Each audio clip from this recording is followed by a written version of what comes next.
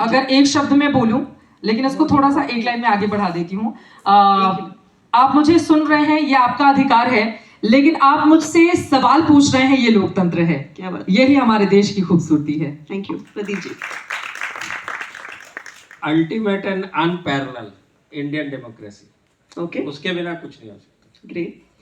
Chitra ji, if you weren't in journalism or polling, what career would you have pursued?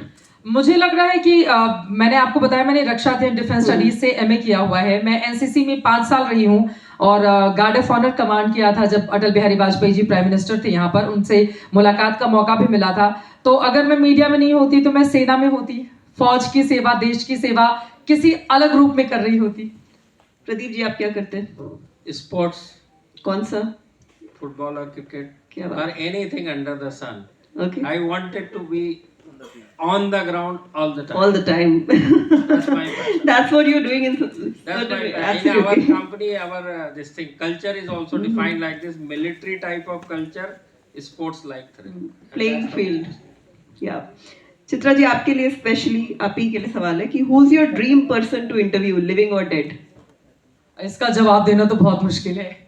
मुझे लगता है कि जब अटल बिहारी वाजपेयी से मैं मिली थी तो मैं उस समय स्टूडेंट थी। हमें बहुत प्राइम मिनिस्टर के पास जाके उनसे बात करने का मौका नहीं मिला था, बस फोटो क्लिक कराने के लिए। गार्ड ऑफ ऑनर, आप जब एनसीसी में होते हो तो बहुत सारे नियम अनुशासन में बंधे होते हो, आप उससे इतर नहीं जा सकते। बट अगर मैं उनका इंटरव्यू कर पाती तो शायद एक सप्ताह पूरा होता, लेकिन ऐसा नहीं हो पाया क्योंकि हम लोग उनको पढ़ते हुए पॉलिटिक्स हमने देखी, समझी। और जिस समय मैं मीडिया में आई या थोड़ा पॉलिटिकल सेंस मेरा ज्यादा स्ट्रांग हुआ, उस समय वही प्रधानमंत्री थे। फिर धीरे धीरे करके हम आगे चले गए। तो मुझे लगता है कि अटल बिहारी वाजपेयी। तो क्या आपकी फेवरेट मूवी अराउंड पॉलिटिक्स में अटल हूँ है? अभी मैंने हाल ही में, ऐसे तो बहुत सारी हैं लेकिन किसी का नाम लेना सही नहीं होगा। अभी हाल ही में मैंने मानिक शॉ के ऊपर जो मूवी आई है वो देखी, सैम बहादुर, बहुत अच्छी है। विकी कौशल ने क्या कमाल की एक्टिंग की है। लेकिन एक चीज का मुझे कई बार अफसोस होता है, प्रदीप जी आपसे भी मैं कहना चाहूंगी, आप लोगों से भी। मैंने अभी बहुत बुरी बुरी पिक्चर ऐसी देखी थिएटर में जाकर जिसने बहुत ज्यादा कमाई की है, 1000 करोड़, 500 करोड़, और फिर देखने के बाद लगा भाई मैं क्यों आई अपना 3 घंटे बर्बाद करने। और जब मैंने सैम मानिक शॉ को अपने घर पे देखा टीवी में लगा के, तो मुझे इतना अफसोस हुआ। और उसने बहुत ज्यादा कमाई नहीं की है, लेकिन उसको देख के लगा कि मैं क्यों नहीं गई इसको बड़े पर्दे पर देखने के लिए। तो ये एक अफसोस है, लेकिन बहुत अच्छी मूवी। अगर आप लोगों ने नहीं देखी है तो आपको जरूर देखना चाहिए, आपको बहुत प्रेरणा मिलेगी आगे बढ़ने की। शायद थिएटर में आपने कोई यंग मूवी देखी होगी। आपके हिसाब से मैं forgetting your name, Pradeep ji, your favorite movie around politics, journalism or elections? No idea about. No idea about particularly political or yes. All right. तो अगला सवाल आपसे पूछती हूँ, if you could have one super power on election day, what would it be? I mean, that's what we always do.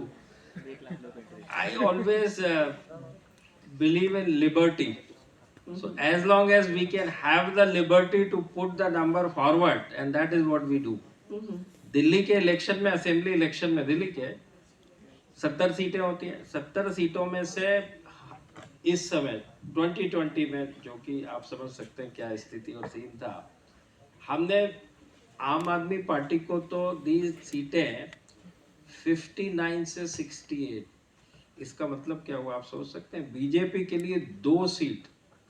तो I was trolled like anything bye Manoj Tiwari, क्योंकि वो इस समय इंचार्ज थे, जो कि संसद सदस्य हैं और अच्छे रिलेशन भी है मेरे, कि आप 2 सीट, 2 से लेके 11 सीटें, तब तो हमारी वो बीच की रेंज आती है।